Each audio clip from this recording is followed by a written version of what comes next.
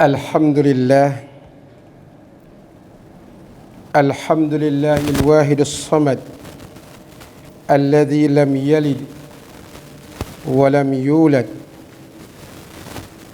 alladzi nahana 'anil jasadi wal ifsad. Asyhadu an la ilaha illallah wahdahu la syarika lah wa asyhadu anna Muhammadan abduhu wa rasuluh. Allahumma salli wa sallim wa barik ala nabiyyina wa rasulina Muhammadin wa ala alihi wa sahbihi. Amma ba'd, faya ayyuhal muslimun ittaqullah innallaha yuhibbul muttaqin. Sidang Jumaat yang dikasihi sekalian, pertama kali marilah sama-sama kita bersyukur kita kepada Allah Subhanahu wa taala, yang mana Allah Subhanahu wa taala memberikan kita sihat. Man asbaha minkum al-mu'afa fi jasadihi wa aminan fi sarbihi wa indahu liqutihi hazat lahu dunya. Alhamdulillah, kita bersyukur kepada Allah Subhanahu wa taala, yang mana Allah Subhanahu wa taala memberikan kita waktu pagi kita bangun daripada tidur, jasadihi, sihat kita, wal afiyah. Dan juga kita bersyukur kepada Allah Subhanahu wa taala aminan fi sarbihi, di kawasan kita aman damai, tidak berlaku apa-apa di kawasan kita. Dan juga dalam juga kita bersyukur kepada Allah Subhanahu wa taala, Allah memberi kutihi, Allah memberikan makan minum begitu mewah kepada kita, tidak ada kebodohan di dalam masyarakat kita. Maka itulah dikatakan lahu hizud dunia, kita menguasai dunia. Sidang Jumaat dikasih sekalian, pada hari yang mulia ini saya cuba membawa kepada kita satu tajuk, ialah penyakit duka cita dan cara mengobati mengikut dalam Islam. Rod sungsau lek banbat nemu mau Islam. Satu cuba nak mengambil kepada kita, kita boleh buat gambaran kepada kita. Maka di antara paradigm yang saya nak bercakap kepada kita, yang pertama, ta'rif niyam. Apakah dia rod sungsau?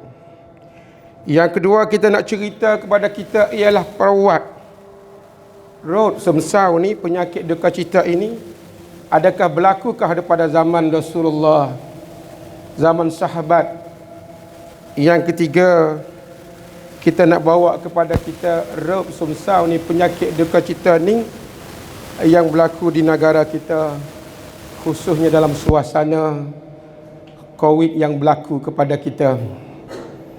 Yang keempat, kita nak cakap kepada kita patcaiti cakap hakat penyakit rod sungsau, sebab gapokah penyakit rod sungsau ni berlaku dalam masyarakat kita. Yang kelima, nak kita cuba netan cari jalan macam mana kita nak mengobati mengikut langkah-langkah hak Islam kita. Sidang Jumaat yang dikasihi sekalian, sebagaimana penyakit ini memanglah kita taksir kepada kita, sebagaimana pentakrifan salah seorang daripada ulama kita yang mengatakan penyakit ini memang berlaku kepada orang tua, berlaku kepada budak, dan semua lapisan yang berlaku. Dengan sebabnya berlakunya itu ialah dengan apa ni yang dikatakan ketakutan, putus asa, lepas tu dengan takut segala-gala yang ada. Ayat Al-Quran dalam surah Ali Imran menjelaskan kepada kita, wala tahinu wala tahzanu wa antumul a'laun in kuntum mu'minin.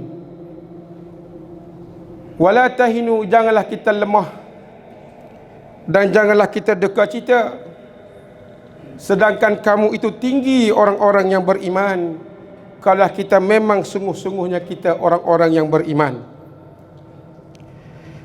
Maka penyakit ini sebagaimana yang saya sebut tadi ialah berlakunya daripada ketakutan, berlaku daripada kriat apa kita buat kerja, berlaku daripada hak apa hak kita nak tak didapati, maka dia marilah perasaan duka cita, hak kita nak tadi tak dapat. Maka perkara ini, adakah benda ini berlaku tak kepada zaman Rasulullah sallallahu alaihi wasallam? Benda ini berlaku kepada sahabat Rasulullah sallallahu alaihi wasallam, yang dimanakannya dikatakan Bilal bin Rabah. Kita telah mengetahui bahawa Bilal salah seorang sahabat Rasulullah sallallahu alaihi wasallam yang termasyhur. Dia salah seorang daripada hamba yang kulit hitam. Maka pada ketika itu Bilal bin Rabah itu, siapa yang boleh menyelamatkan Bilal ialah Abu Bakar As-Siddiq radhiyallahu anhu. Yang mana Abu Bakar melihat Bilal pada ketika itu, beliau telah dijual di dalam satu kedai untuk nak melelong ke Bilal, hamba. Maka Abu Bakar nampak, Abu Bakar cerita kepada Rasulullah sallallahu alaihi wasallam. Maka sahabat Rasulullah pakatlah hipung duit untuk menebuskan Bilal, untuk menyelamat menjadikan hamba. Maka Bilal itu terlepas jadi hamba, maka jadi Bilal orang yang Isra', orang merdeka. Maka yang menjualkan Bilal ialah nama Umayyah, yang mana orang ni tu hendak jual dia itu. Tengok dalam sejarahnya, Bilal juga boleh bunuh dia masa ketika perang Badar Al-Kubra. Jadi jelasnya Bilal apabila dia telah merdeka, Bilal bersama dengan Rasulullah sallallahu alaihi wasallam, ikut Rasulullah sallallahu alaihi wasallam, arahan daripada Rasulullah, sehingga Rasulullah sallallahu alaihi wasallam melantikkan Bilal sebagai orang yang azan kepada Kaabah. Maka Bilal azan begitu dikatakan merdunya, sedapnya. Dan apa yang dimaksudkan di sini ialah Bilal apabila Rasulullah sallallahu alaihi wasallam meninggal dunia, Bilal tak sini azan. Dengan sebab tinggalnya Nabi, dengan sebabnya Nabi kita meninggal dunia, mereka tak, Bilal tak nak sebut Allahu akbar, asyhadu an la ilaha illallah wa asyhadu anna Muhammadar Rasulullah. Ingat kepada Rasulullah sallallahu alaihi wasallam. Kata dalam sejarahnya, Bilal menangis sehingga tidak azan pada Kaabah begitu lama juga. Maka dalam sejarah yang mengatakan Bilal pula kembali balik azan di Kaabah ini apabila cucu Nabi kita ajak Bilal, mari azan sekali yang kedua, dan Bilal azan kali yang kedua. Dan Bilal itu juga apabila azan dan dia juga nak balik juga kepada Syam itu, maka dalam perjalanannya Bilal telah meninggal dunia. Jadi saya nak ceritanya kepada kita bahawa penyakit ini ialah berlaku juga kepada sahabat Rasulullah Bilal, dengan sebabnya ketinggalan Nabi kita sallallahu alaihi wasallam, hazin Bilal. Ini berlaku. Sudah jemaah dikasih sekalian, Apabila kita nak lihat kepada kita bahawa penyakit ini macam mana yang berlaku kepada negara kita, sebagaimana saya cuba mengambil satu tesis daripada seorang doktor nama Narong, dia mengatakan bahawa penyakit semsau ini kalau di negara kita macam kaiwat lah, dia kata macam penyakit kaiwat, dan demi semua biasa. Tetapi bahaya juga. Sebagaimana yang berlaku pada tahun 2548, bilangan-bilangan mereka penduduk kita ini yang berjakit benda-benda ini sampai kepada 6 juta orang, sampai kepada 93,000 orang. Ini berlaku dalam negara kita. Dan apabila mari tahun 2557 dalam tesisnya sampai kepada 6 juta orang penduduk dalam negara kita, maka dalam 6 juta orang itu yang mana penyakit ini akan membawa, penyakit semsau ini, hazin ini membawa kepada bunuh diri hampir dalam 6,000 orang, yang mana dijelaskan dalam tesis beliau, dalam wicaih dia lah. Yang keempat, sebab apakah benda ni yang berlaku? Sebab apakah benda ini yang berlaku? Ini antaranya sebab ialah daripada tidak adanya kestabilan, dengan sebab ada kesusahan di segi ekonomi. Sebab kita lah ni, apabila adanya kesusahan di segi ekonomi, cari makan, khususnya tentang COVID ini, kita lihat banyak dalam masyarakat kita, nak buat gatu pun tak boleh, nak buat gani ke tak boleh. Maka marilah perasaan yang semsau itu kepada masyarakat kita, dan umumnya lah kita tengok bukan negara kita saja, kepada seluruh dunia yang adanya penyakit ini dengan sebab ekonomi ini tidak stabil. Tiap-tiap negara adanya saya tak kita Malaysia cara Malaysia, Thailand kita cara Thailand kita, seluruh dunia. Maka itu penyakit itu akan menambah. Itu yang pertama.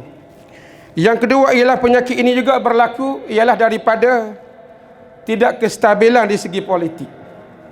Di segi politik juga, kalau negara kita kalau tidak tenteram di segi politik, maka rakyat juga akan timbulnya penyakit ini. Maka dengan masa yang mana saya bercakap dengan kestabilan politik ini, saya cuba nak cetuskan sedikit kepada kita, setelah mana kita pemilihan raya tu, kalau datang kita dah lepas dalam masa 5 hari dah, marilah sama-sama kita di antara orang yang menang dan orang yang kalah, marilah sama-sama kita bantu-membantu. Bantu-membantu, sebab kadang-kadang kalau kita lihat orang-orang yang kalah, dia rasa rindu, dia rasa hazin, duka cita sebab kekalahannya. Orang benar yang rasa gembira sebab dia benar boleh jawatan itu. Maka di antara orang yang benar itu, marilah sama-sama kita boleh buat bercakap berkira dengan orang-orang yang kalah. Sebab itu kalau kita tak bercakap berkira, boleh jadi orang yang kalah rasa hazin.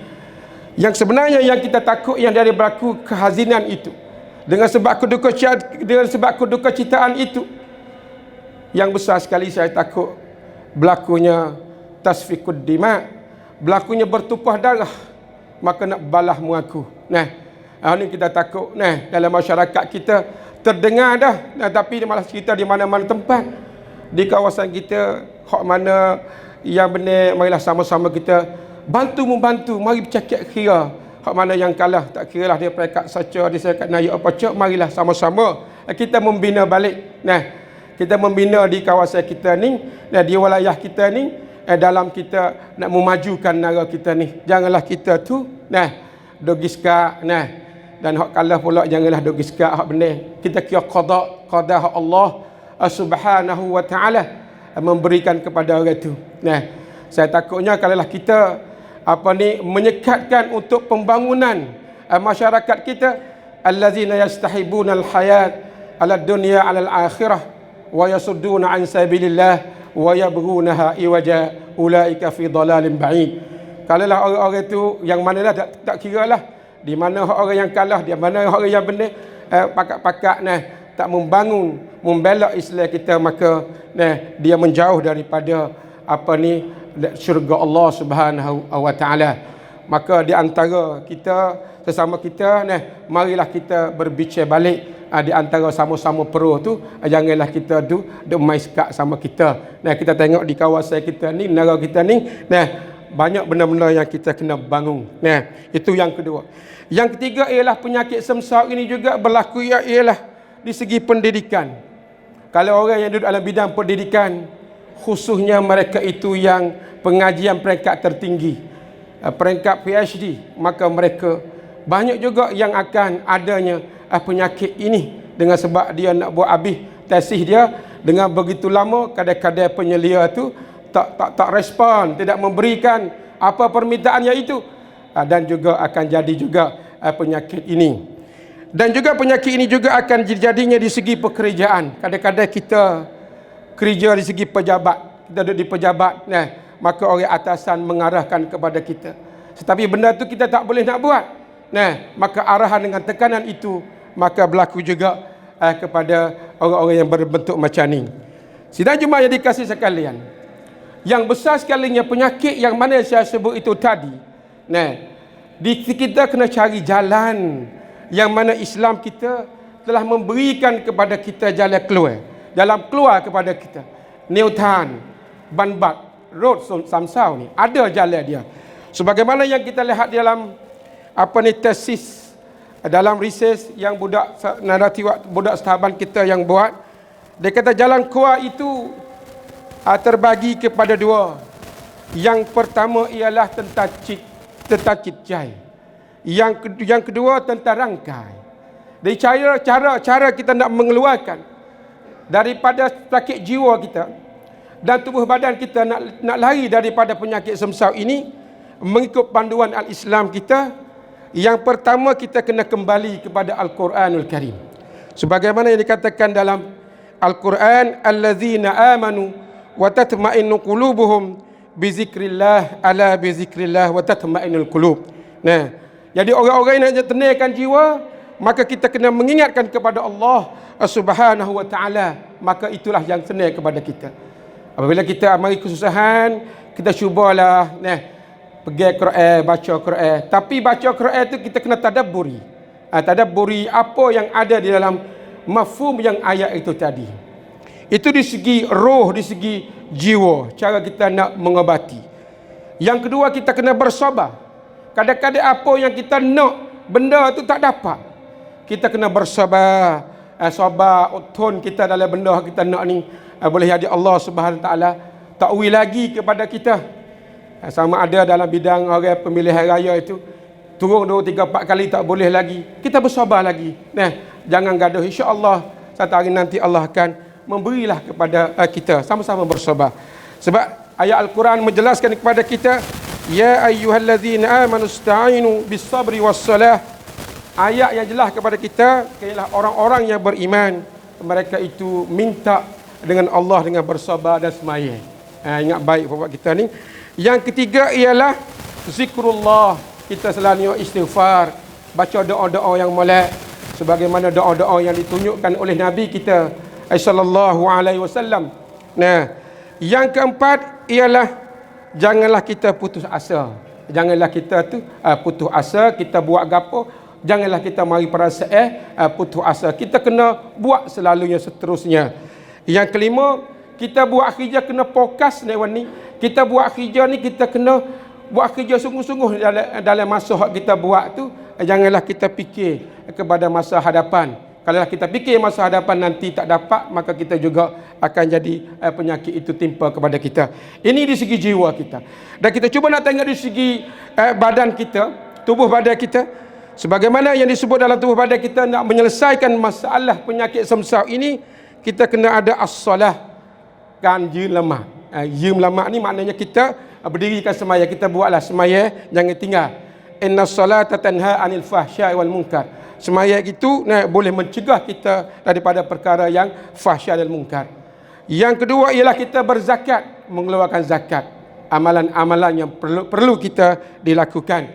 Yang ketiga ini, alhamdulillah, banyak dalam masyarakat kita saya tengok sehari demi sehari menambah. Nah, masyarakat kita bersukan, macamnya sanaman, kankila. Kita tengok orang tua kita, nah, gratis sika, banyak dalam masyarakat kita. Nah, juga senamik itu boleh menjauh kita daripada penyakit ini, nah, penyakit semsau ini. Dan juga di segi itu kepada kita janganlah makan minuman-minuman yang haram. Nah, kita duk hari-hari ini kita kena jaga minum-minuman yang haram ni, yang kita tu selalu jangan kita makan benda-benda yang haram. Maka kalau kita makan, nah, seolah kata penyakit itu tidak dihilang kepada kita. Dan yang kelima, yang keenam, yang besar sekali kita penyakit ini, cara mengobatinya, kita selalu hubungan dengan manusia sesama kita. Kita kena silaturahim. Kita kena pergi, kalau kita ada penyakit ni, kita duduk sore, duduk dia, tak boleh. Kita cubalah buat silaturahim sesama kita. Kita bercakap tentang apa yang berfaedah. Kalau kita duduk dia dalam rumah sahaja, tak jadi. Nah, maka itulah di antara perkara-perkara yang kita cerita kepada kita tentang roh sungsau yang berlaku kepada masyarakat kita.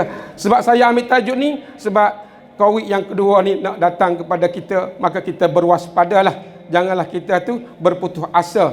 Kita kena selalu berdoa dengan Allah Subhanahu wa taala, semoga penyakit ini akan hilang kepada kita. Nah, barakallahu li wa lakum fil Qur'anil azim wa nafa'ani wa iyyakum bima fihi minal ayati wa zikril hakim wa taqabbala minni wa minkum tilawata innahu was-sami'ul alim. Aqulu qawli hadza wastaghfirullahu li wa lakum wa lisairil muslimina wal muslimat wal mu'minina wal mu'minat min kulli dhanb fastaghfiruhu innahu huwal ghafurur rahim.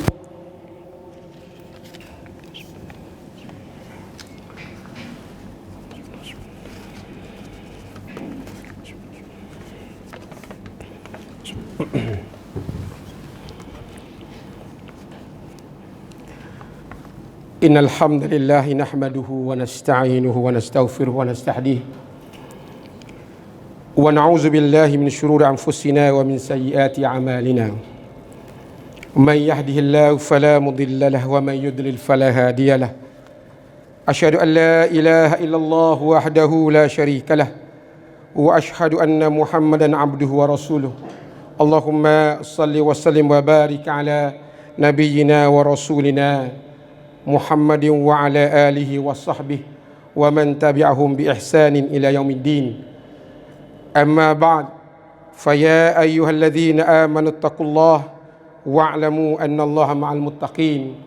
Sidang Jumaat yang dikasihi sekalian, marilah sama-sama kita besarnya kita, selawatnya kita kepada junjungan Nabi besar kita Muhammad sallallahu alaihi wasallam.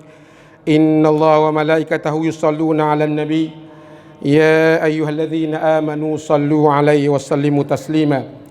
Allahumma salli wa sallim ala nabiyyina Muhammad wa ala alihi wa sahbihi.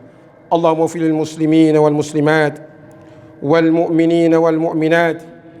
Allahumma a'izal islam wal muslimin wa 'azil syirka wal musyrikin wa dammir a'da ad-din minal kafirin wal munafikin wa a'li kalimatika ila yaumiddin.